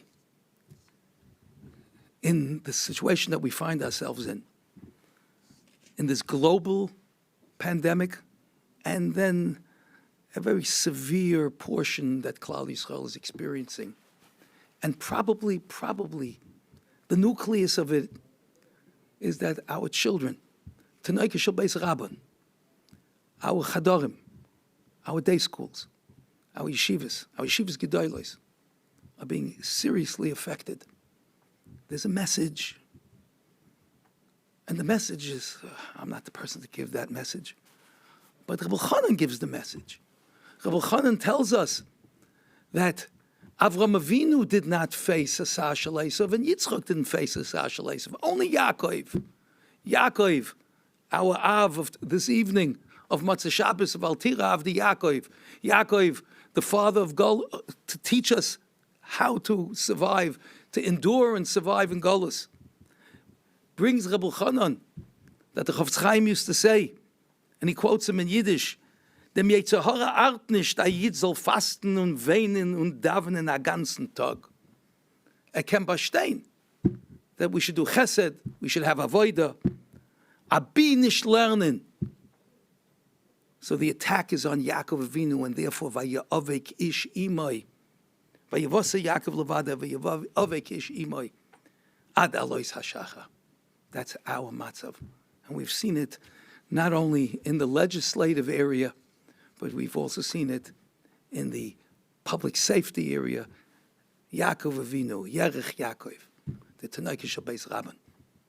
And for that we need Chayis Chachmanis, and not be Pnei Hadar, Pnei HaKelev. We have to view who is sending it ultimately, and not look at the pebbles. But Rabbi say, I've taken tremendous chizuk from the reaction of parents, the reaction of Rabbeim, the reaction of Rosh Yeshiva to this plight, the plight of Yaakov. I'd like to share a story with you. When the Russian government, the Russian imperial government, announced a decree that affected all the schools, it didn't target only the yeshivas, but that Russian language and Russian literature should become part of the core curriculum. It was a disaster. Klal Yisrael was up in arms, but against the Tsar, against the Minister of Education. So they convened in Peterburg, St. Petersburg, G'dolei Olam. What do we do? One of the Rabbanim said as follows. They don't get it. The Minister of Education thinks that it's a problem of education. In our terms, we'd call it regions, finals, credits. He says, that's not what it's about at all. For us, it's Kihem Chayenu Berech Yemenu. How do we convey this to the Minister of Education? We're different in this regard. In the most critical regard. So he said, I have a plan. Listen to the words of Ava Rabbah and Ava Solam. Avinu Ava Rachman Rachem Aleinu. How do you begin a plea? Rabbi say, if you hear that plea, what would you think is coming after it? Avinu Av Rachman Rachem Aleinu. When you're talking to a father and you say, have Rachmanas on me. Please, have Rachmanas on me. What are you saying? He's withholding probably inexplicably a medication that a baby needs. Have mercy. But what is the predicate? Avinu Ava Rachman, Rachem Aleinu, and V'sein b'libeinu bina lahav n'laskal l'shmayla m'lamed. Torah. Have mercy on us. We have to learn Torah. They don't understand that we say such a tefillah. So let me translate it into Russian. I can write a fluent Russian sentence, Rav, and I'll deliver it to the Minister of Education. He'll see it's different. It's not an educational matter. It's an existential matter. The Rabbanim liked the idea very much. They recessed. He went out. He translated. He came back. And he presented. And the Rabbanim were begeistert. They were thrilled. Oh, maybe this is a Neitzah. Except one of the Rabbanim rapped on the table and said, Hagoyin Hagodl, Rabitzel Panovich said, I just want to say one comment, and I'll say it the way I heard it. Ihr hat es sehr gut übersetzt auf Russisch. You translated it brilliantly into Russian. Und efshe wird es mashpia sein auf ihm. Maybe it'll have influence on him. Aber ich tracht, I think, wollten wir das übersetzt von uns selber, von uns allein, jeden Tag in der Früh. Also gut, wollte man efshe da bechlal nicht gedarf sitzen. Had we translated this so well for ourselves every single day, perhaps we wouldn't be in this plight. Moirav Rabbi say, what I'm hearing in our dar, in the desperation of the Manalim, Rabbeim, mothers and fathers, and even the Talmidim, is that they have translated Ahava Rabbah and Ahava Solam for themselves. They understand. The Netziv tells us, Dova Nifla and the Hachiv Dova. He says it's a phenomenon. It defies nature. But the koil shayfa became stronger with time when it was supposed to get weaker. By law of physics, sound is supposed to It's supposed to fade, get dimmer, and it got stronger. The Koil Shofar, he says, it's amazing. Omnam, ein ha-seichel, ein seichel ha-adam, lahavin, is able to understand, heich, how is it possible that through the Koishi HaGolus, nois is given lahagdil Torah Shebal Peh? Avol anu royin shekenhu.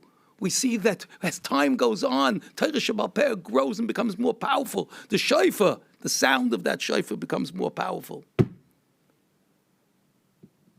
And that koil is piercing the Oshon HaNoira, he says, which represents the Cheshkes HaTzoris of Klal Yisrael.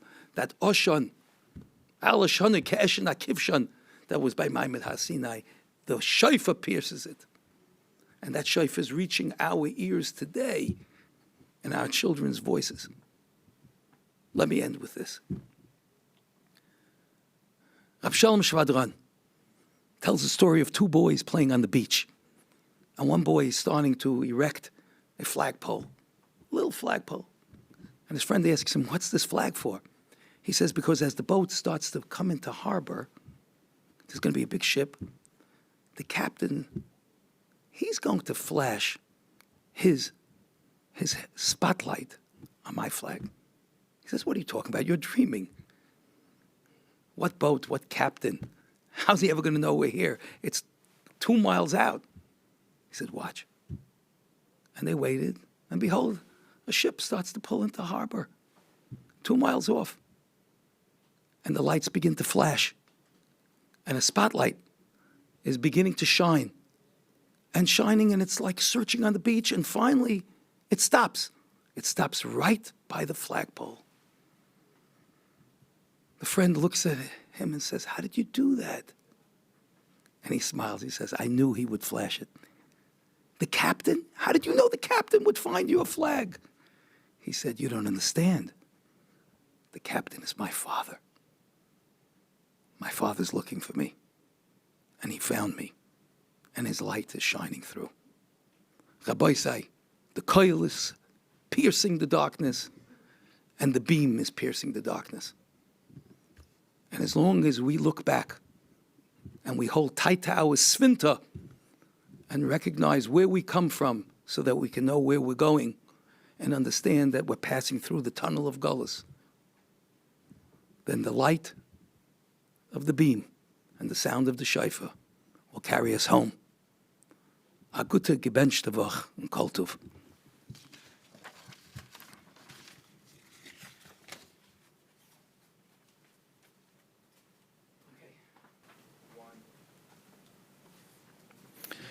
Thank you for joining us at this inspiring keynote session of our Aguda Convention.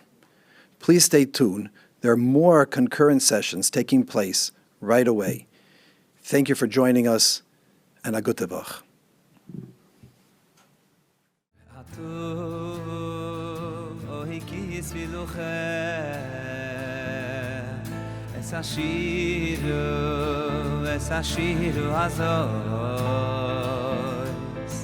Belamdo es bena Yisruai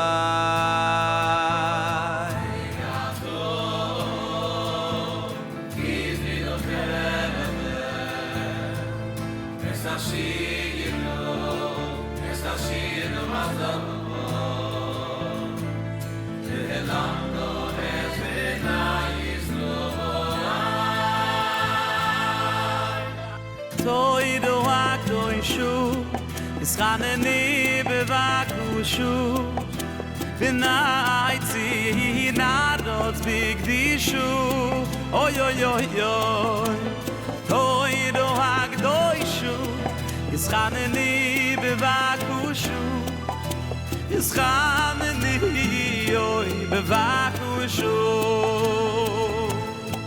Oy oy oy toido hagdoishu Ischaneni bevakushu V'naitzi nadot bigdishu Yo yo yo Toido hagdoishu Ischaneni bevakushu Ischaneni oy bevakushu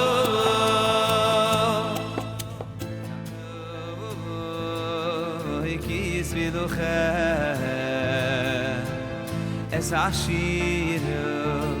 es ashiru azot belamdo es benai Yisroel ay toy do agdoy sho kisraneni bevakusho benai tzinar digdisho toy do agdoy sho kisraneni bevakusho kisraneni oy bevakusho